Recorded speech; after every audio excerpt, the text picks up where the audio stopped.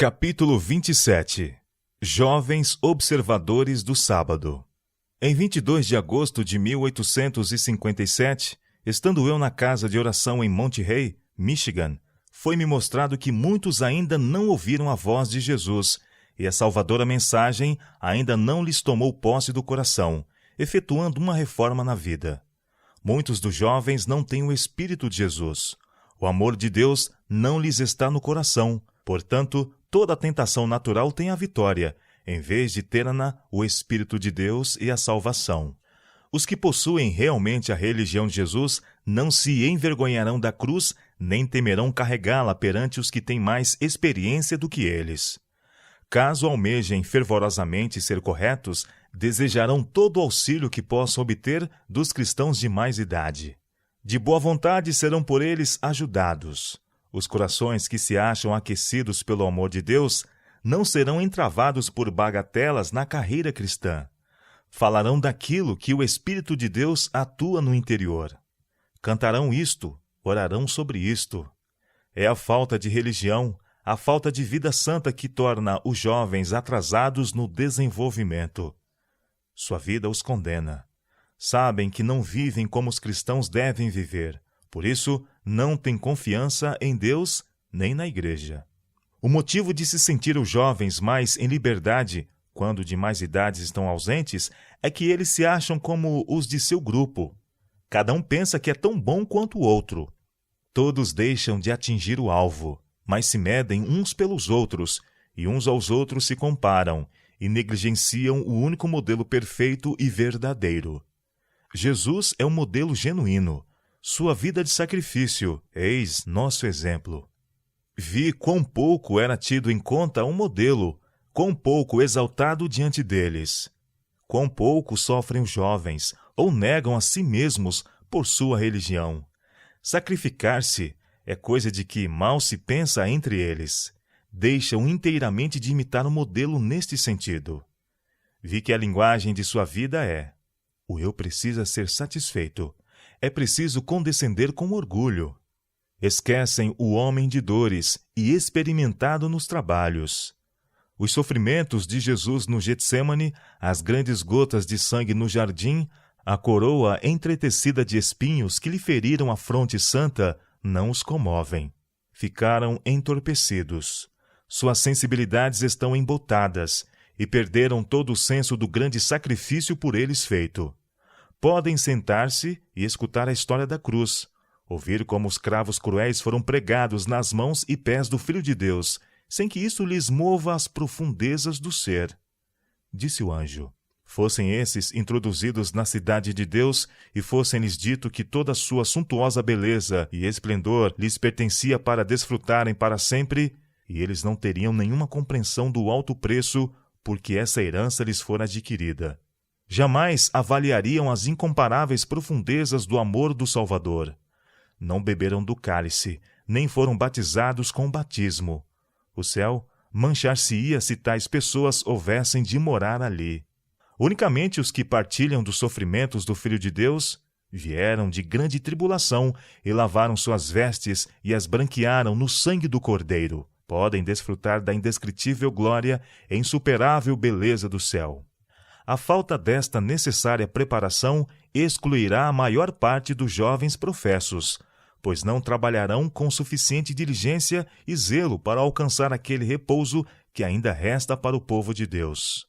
Hebreus capítulo 4, verso 9. Não confessarão sinceramente seus pecados para que sejam perdoados e apagados. Dentro de pouco tempo, esses pecados serão revelados em toda a sua enormidade. Os olhos de Deus não repousam.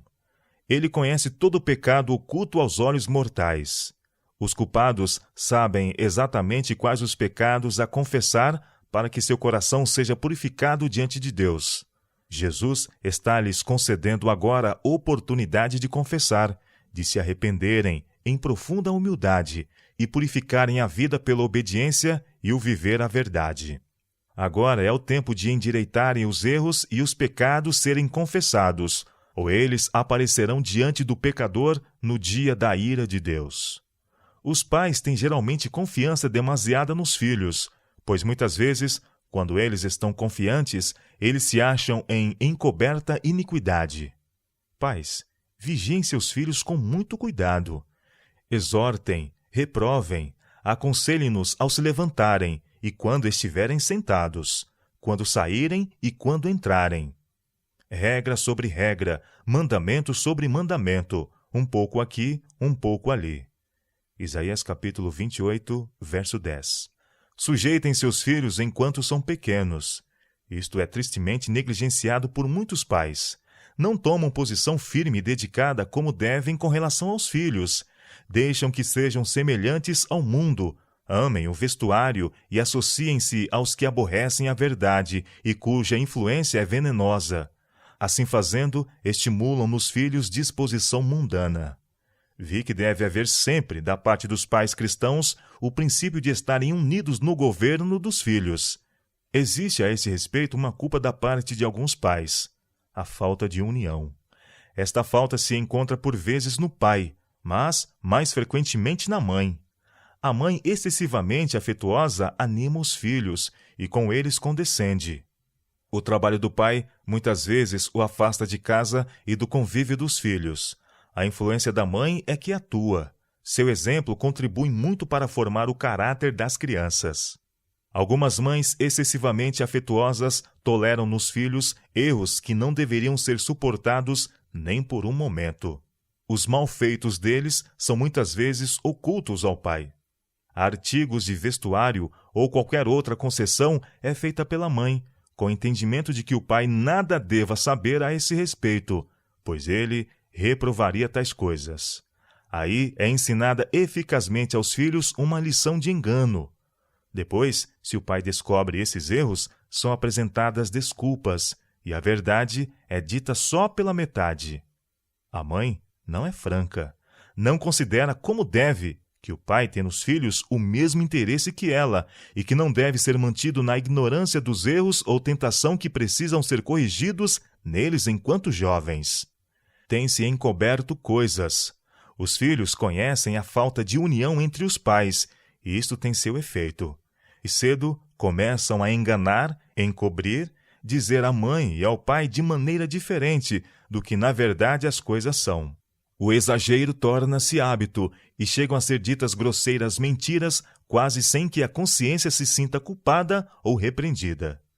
Esses erros começaram com a mãe, ao esconder as coisas do pai, o qual deve ter igual interesse no caráter que os filhos estão formando.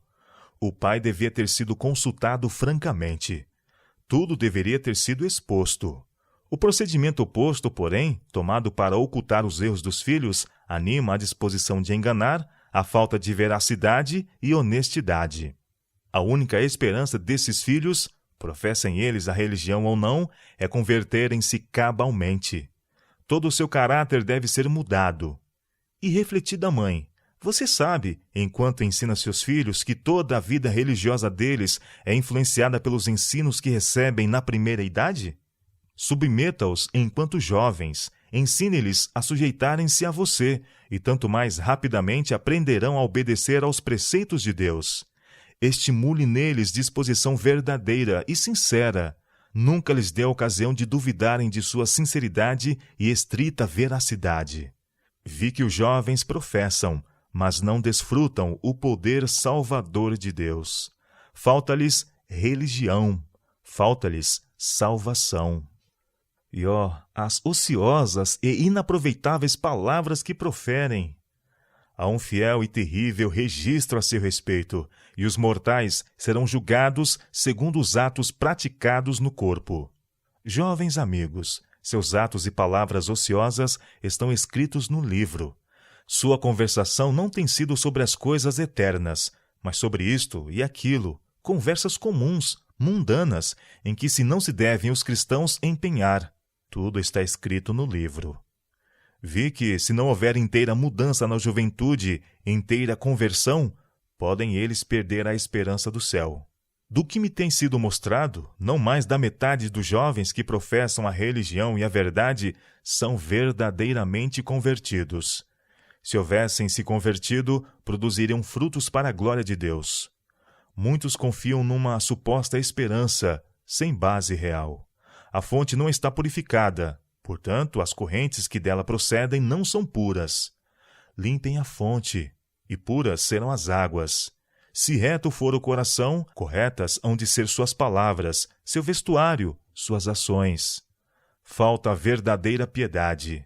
Eu não desonraria meu mestre a ponto de admitir que seja cristã a pessoa descuidosa, frívola, que não ora. Não, o cristão alcança a vitória sobre os pecados que o espreitam, sobre suas paixões. Há remédio para o coração enfermo de pecado. Esse remédio está em Jesus, precioso Salvador.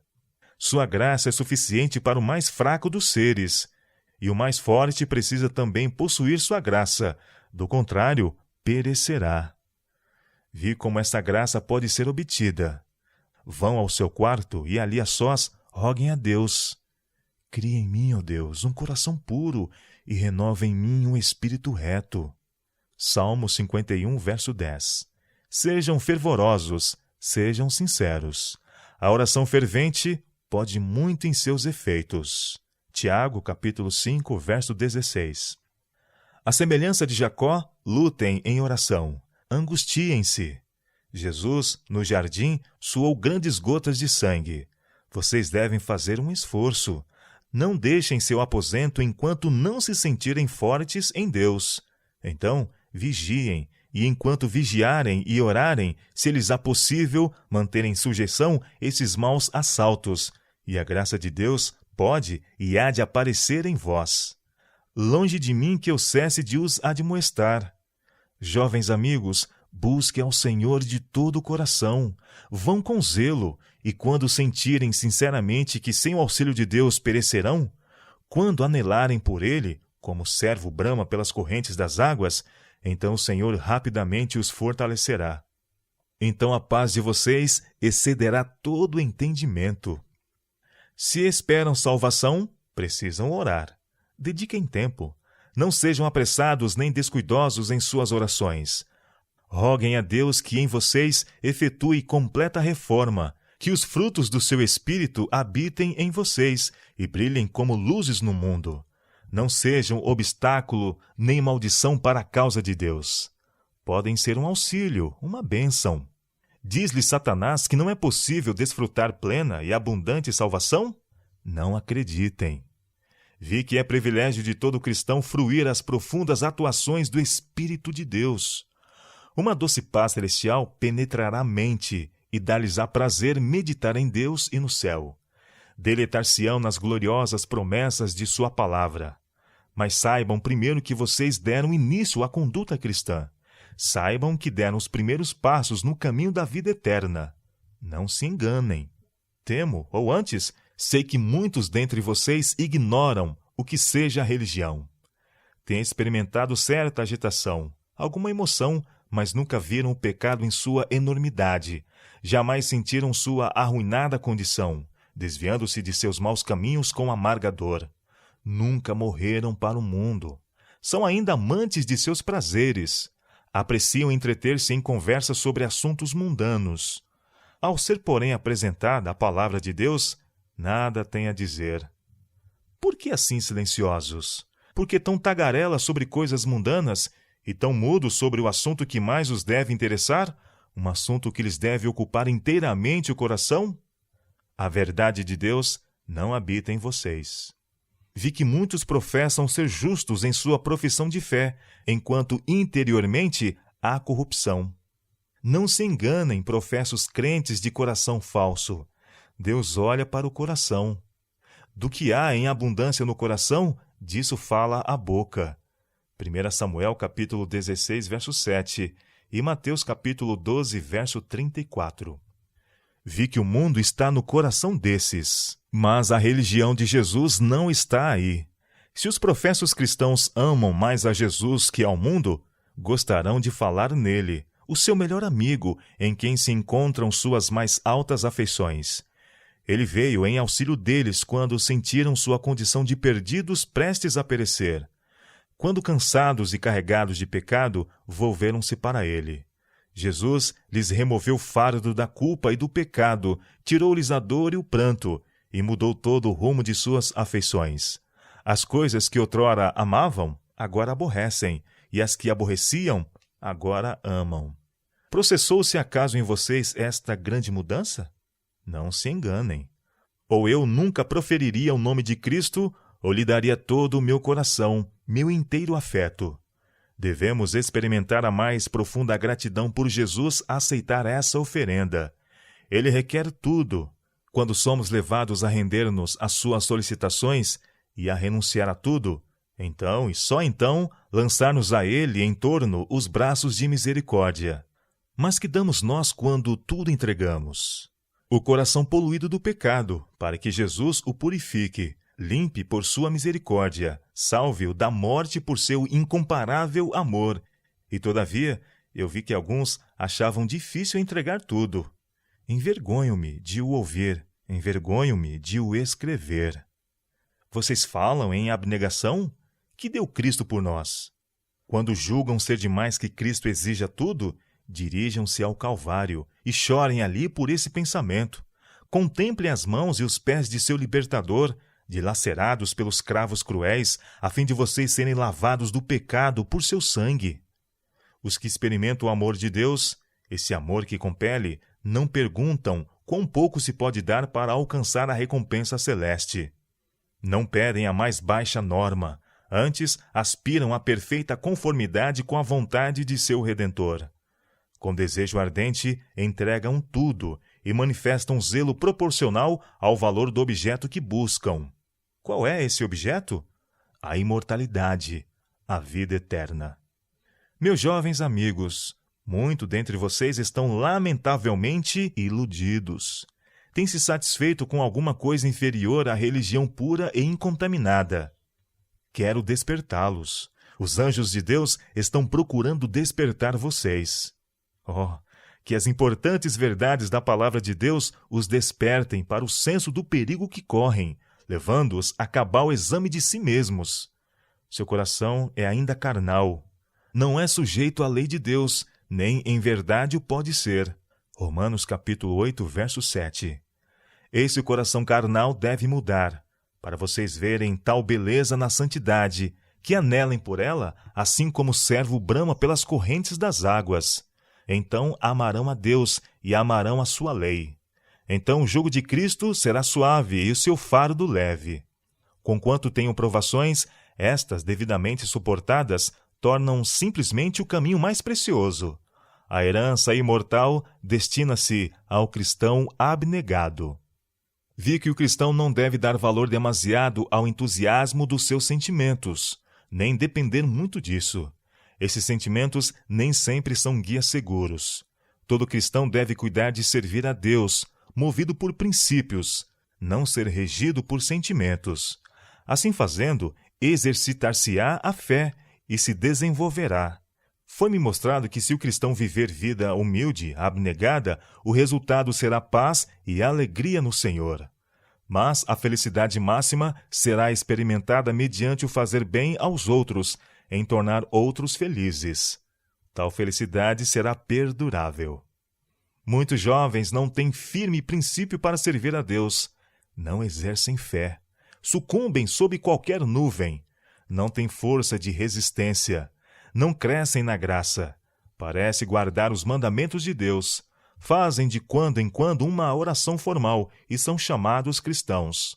Os pais acham-se tão ansiosos a respeito deles que aceitam qualquer coisa que lhes pareça favorável e não trabalham com eles. Não ensinam que a mente carnal deve morrer. Animam-nos a virem e desempenharem uma parte.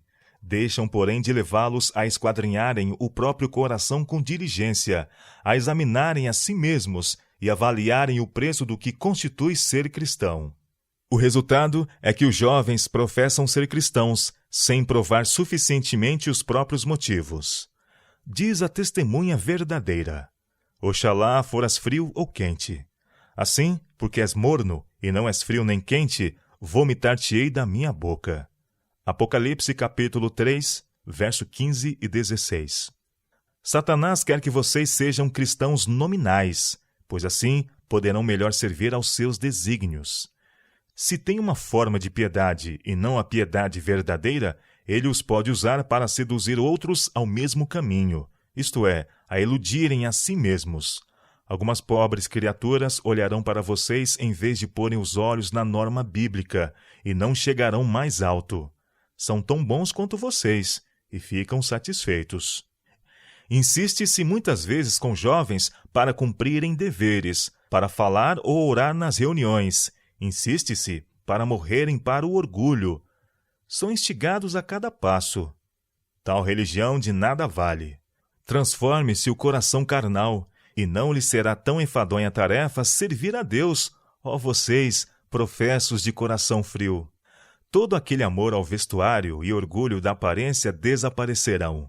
O tempo que passam diante do espelho, arranjando os cabelos a fim de agradar a vista, deve ser empregado em oração, a fazer exame interior. Não haverá no coração santificado lugar para o adorno exterior. Antes, haverá diligente e ansiosa busca do adorno interior, as graças cristãs, os frutos do Espírito de Deus. Diz o apóstolo. O enfeite delas não seja o exterior, no frisado dos cabelos, no uso de jóias de ouro, na compostura de vestidos, mas o homem encoberto no coração, no incorruptível trajo de um espírito manso e quieto, que é precioso diante de Deus. 1 Pedro capítulo 3, versos 3 e 4. Subjuguem a mente carnal, reformem a vida, e a pobre estrutura mortal não será tão idolatrada. Caso o coração seja reformado, isto se demonstrará na aparência exterior. Se Cristo for em nós a esperança da glória, nele descobriremos tão incomparáveis atrativos que o coração ficará enamorado. Apegar-se-á a ele, preferirá amá-lo, e cheio de admiração por ele, esquecerá o próprio eu. Jesus será magnificado e adorado, e o eu rebaixado e humilhado. A confissão religiosa, sem esse profundo amor, porém, é mera conversa, árida formalidade e enfadonha tarefa. Muitos dentre vocês talvez conservem na cabeça um pouco de religião, uma religião exterior, ao passo que o coração não está purificado. Deus olha para o coração. Todas as coisas estão nuas e patentes aos olhos daquele com quem temos de tratar. Hebreus capítulo 4, verso 13. Ficará ele satisfeito com coisa alguma que não a verdade no interior? Toda alma verdadeiramente convertida apresentará os inequívocos traços de estar subjugada à mente carnal. Falo claramente. Não creio que isto desanime um coração cristão. E não quero que nenhum de vocês chegue ao tempo de angústia, sem uma bem fundada esperança em seu Redentor. Decidam conhecer o pior aspecto de seu caso. Certifiquem-se se têm uma herança no alto. Tratem sinceramente com o próprio coração. Lembre-se de que Jesus apresentará a seu Pai uma igreja sem mácula, nem ruga ou coisa semelhante. Como hão de saber que estão aceitos por Deus?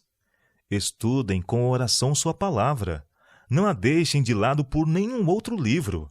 Esse livro convence do pecado, revela plenamente o caminho da salvação, apresenta alta e gloriosa promessa, revela-lhes um Salvador completo e ensina-lhes que unicamente mediante sua ilimitada misericórdia podem esperar a salvação. Não negligenciem a oração particular, pois é a essência da religião.